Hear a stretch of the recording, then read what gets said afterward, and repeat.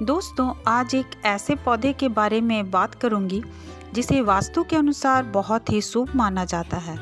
इस पौधे को मोरपंखी के नाम से जानते हैं हम सभी।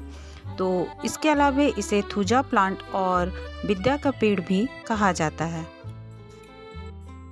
तो इस वीडियो में मैं आपको बताऊंगी कि इस पौधे को कैसे लगाना है, यानी कि मिट्टी इसकी कैसे तैयार करनी है, कौन सा इसमें फर्टिलाइज़र देना है जिससे कि ये पौधा हमेशा हरा भरा रहे, और इस पौधे का केयर कैसे करना है। तो वीडियो को अंत तक ज़रूर देखें। जैसा कि आप सब जानते हैं, मोरपंखी का पौधा एक सदाबहार पौधा होता है और इस पौधे को घर तथा बगीचों में शोभा बढ़ाने के लिए लगाया जाता है। वास्तु की माने तो मोरपंखी के पौधे को हमेशा जोड़े में ही लगाना चाहिए, जिससे घर में सुख समृद्धि और पॉजिटिव एनर्जी उत्पन्न होता है। दोस्तों, इस पौधे से कई सारे होम्योपैथी और आयुर्वेदिक मेडिसिन्स भी बनाए जाते हैं। तो इस पौधे को हमेशा घर के मुख्य द्वार पर जोड़े में लगाना चाहिए। मोरपंखी के पौधे को ज़मीन पे और गमलों में दोनों में ही लगाया जाता है। तो गमले में अगर आप इसे लगाते हैं तो इसकी मिट्टी वेल ड्रेन्ड होनी चाहिए।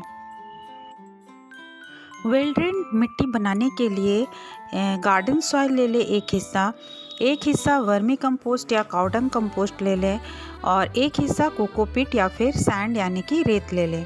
इस तरह से मिट्टी को तैयार करके आप पौधे को उसमें लगा लें।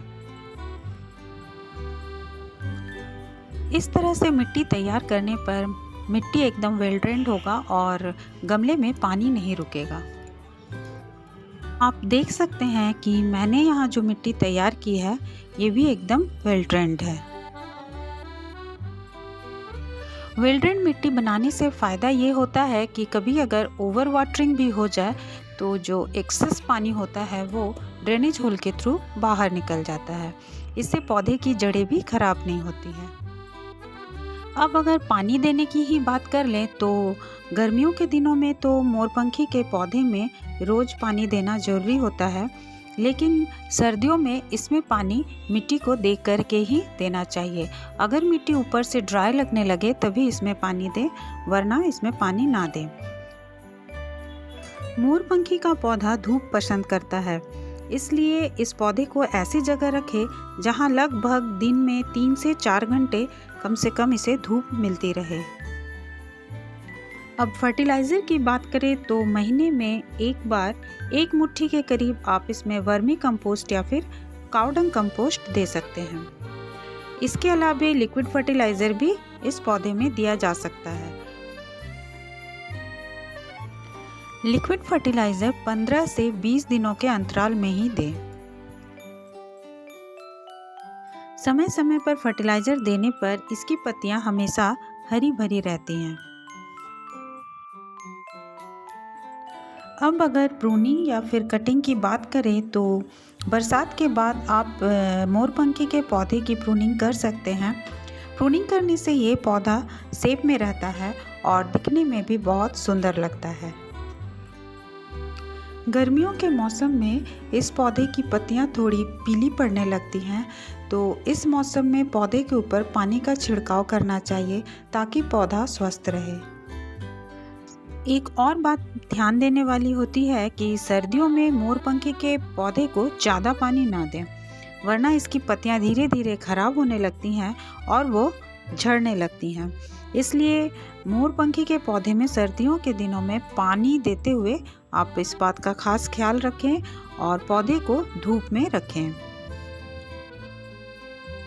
मोरपंखी के पौधे को हम बीजों से भी लगा सकते हैं और इस पौधे को कटिंग से भी लगाया जा सकता है। गर्मियों के दिनों में इस पौधे में बीज बनने लगते हैं, जो सितंबर के महीने तक जाकर पककर तैयार हो जाते हैं। पकने के बाद इन बीजों का रंग कुछ काला और या फिर हल्का भूरा हो जाता है। इन बीजों को पक जाने पर तोड़कर अलग कर लेना चाहिए। आप चाहें तो इन बीजों को लगाकर नया पौधा तैयार कर सकते हैं। मोरपंखी के पौधे को कटिंग से भी लगाया जा सकता है।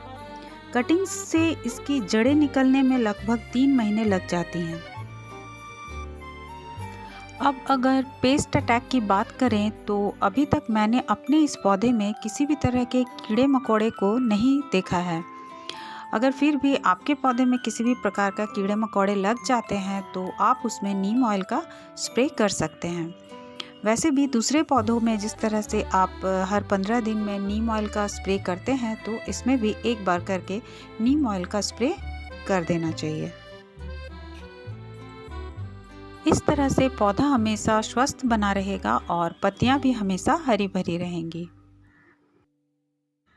तो आशा है दोस्तों इस एक वीडियो से आपको मोरपंखी के पौधे के बारे में ढेर सारी जानकारियाँ मिल गई होंगी। अगर वीडियो पसंद आया है तो आप मेरे चैनल को सब्सक्राइब करें और दोस्तों के साथ वीडियो को शेयर करना ना भूलें। Thank you.